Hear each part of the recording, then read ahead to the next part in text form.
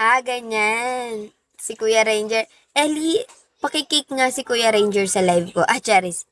Oo, tama. May utang yan lahat. Ililisin natin yan. Sa top 1 na listahan, thank you, Empoy, for the follow. Hi times. Ang unang-una sa listahan, si Kuya Ranger. Ayan, unang-una, hibernate, nilista ko na. Tapos, sumunod, si Kuya Jello. Sumunod, sino pa? Grabe ba, may listahan talaga siya. Charis. O tama, si Actua, isasama din natin yan kasi puro bola lang yung alam. So, isasama din natin yan. Si Actua, okay, pangalawa yan sa list. Buti na lang wala ko utang. Ikaw, malapit ka na.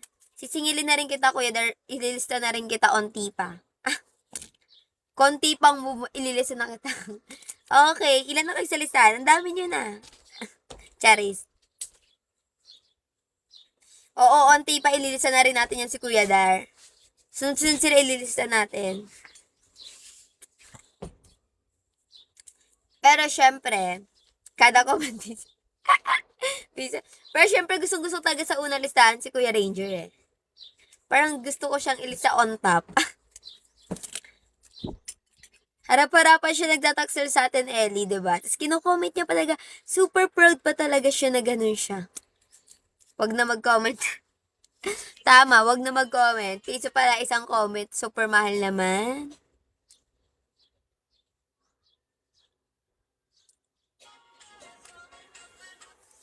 Hi, Rek, we feel betrayed. Boss, tama.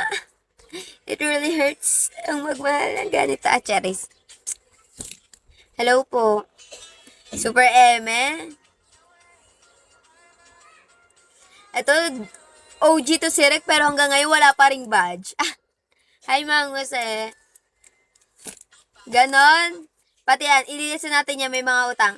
Si Kuya Ranger, si Haktua, si Kuya Dar, si Jello. Ayan, dami nyo na sa listahan.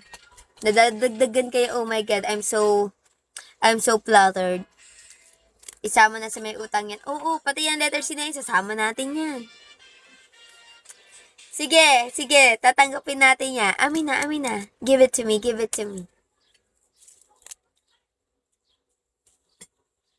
Pero sinasabi ko lang.